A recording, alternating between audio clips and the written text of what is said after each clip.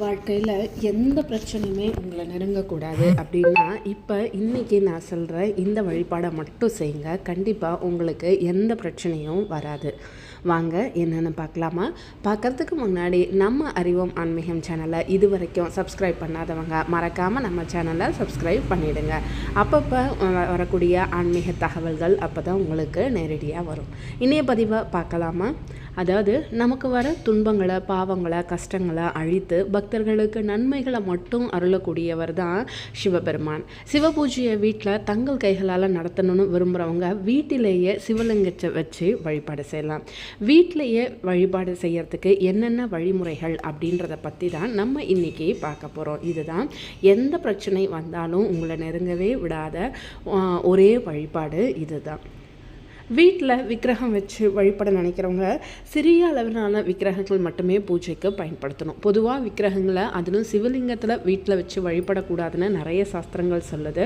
கோயிலில் மட்டும்தான் சிவ வழிபாடு இருக்கணும் அப்படின்னு சொல்லுது. ஆனால் வீட்டோட பூஜை அறையில் சுவாமி படங்கள் எத்தனை இருந்தாலும் சுவாமி சிலைகளையும் வச்சு வழிபாடு பழக்கமும் நம்மக்கிட்ட இருக்குது.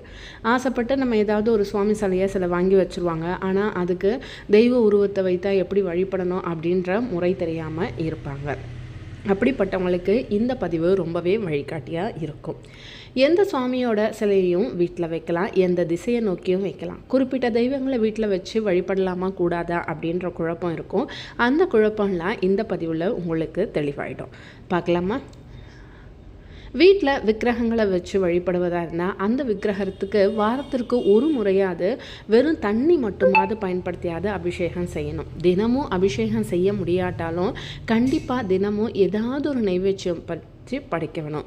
நெய்வேத்தியம்னா சுவாமிக்காக தனியாக ஏதாவது செய்யணுமா அப்படிலாம் ஒன்றும் கிடையாது.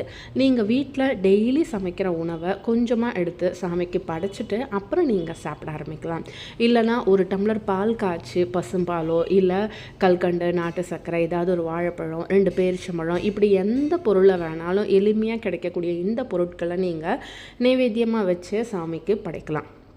தெய்வங்களில் சிவபெருமான் பக்தர்களும் ரொம்ப இரக்க குணம் கொண்டவர். உண்மையான பக்தியோட ஒரு டம்ளர் தண்ணியை நீங்கள் வச்சா கூட மனம் குளிர்ந்து பக்தர்களோட பிரச்சனைகளை அனைத்தையும் நீக்கி அவர்களுக்கு ஒரு வளமான வாழ்க்கையை வரமாக அளிப்பவர் தான் நம்ம சிவபெருமான். சிவனின் படத்தையோ விக்கிரகத்தையோ வீட்டில் வச்சு வழிபடும்போது மறந்தும் கூட சில தவறுகளை நாம் செய்தால் சிவனின் கோபத்திற்கு ஆளாக வேண்டியிருக்கும். அதனால் கொஞ்சம் ஜாக்கிரதையாக இருந்துக்கிறது நல்லது. வீட்டில் சிவனோட சிலையை வச்சு வழிபாடு நினைக்கிறது முக்கியமான சில விதிமுறைகளை கடைபிடிக்க வேணும். சிவபெருமான் தியான நிலையில் இருப்பது போன்ற சிலையை வீட்டில் வாங்கி வைக்கலாம். இது ரொம்ப புனிதமானது. இந்த சிலையை குழந்தைங்களோட படிக்கிற அறையில் வச்சா கூட நினைவாற்றல் பெருகும் அப்படின்னு சொல்லப்படுறது உண்டு. வாழ்க்கையில் அடுத்தடுத்த பல இழப்புகளை சந்தித்தவங்க, மனவிரக்தியில் இருக்கிறவங்க சிவனோட தியான நிலையத்தில் இருக்கக்கூடிய சிவன் சிலையை வாங்கி வச்சு வழிபடலாம். சிவ குடும்ப படத்தை வீட்டில் வச்சு வழிபடுவதும் ரொம்ப சிறப்பானது. இது குடும்பத்தில் உள்ளவங்களுக்கு ஏராளமான நன்மைகளை பெற்றுத்தரும். குடும்ப உறுப்பினர்களிடையே ஒற்றுமை, பாசம் இது எல்லாம் அதிகரிக்க செய்யும். வாழ்க்கையில் எந்த ஒரு பிரச்சனையும் உங்களை நெருங்கவே விடாது.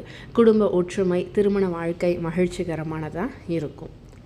அது மட்டும் இல்லைங்க, எந்த படங்கள் வைக்கக்கூடாது அப்படின்னு பார்த்தீங்க அப்படின்னா, சிவன் கோபமாக, அதாவது ருத்ர தாண்டவம் ஆடக்கூடிய சிலையை வீட்டில் வச்சு வழிபடக்கூடாது. அப்படி வீட்டில் வச்சா வீட்டில் எப்போதும் ஒரு பதட்டமான சூழ்நிலை இருக்கும். அதே மாதிரி சிவனோட நடராஜ சிலையையும் வீட்டில் வச்சு வழிபடக்கூடாது.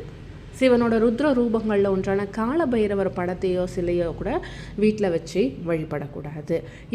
இப்போ நான் சொன்ன வழிமுறைகளை வச்சு நீங்கள் சிவ வழிபாடு செஞ்சுக்கிட்டு வாங்க. உங்களுக்கு எந்த ஒரு பிரச்சனையும் உங்கள் அருகே நெருங்கக்கூட விடாது. உங்கள் வாழ்க்கையில் அத்தனை சுபமான விஷயமும் ஈடேறி மங்களகரமான எல்லா விஷயங்களும் உங்களுக்கு நடந்தேறும். இந்த பதிவு உங்களுக்கு ரொம்ப பிடிச்சிருக்கும்னு நம்புகிறேன். அடுத்த பதிவில் நம்ம சந்திக்கலாம்.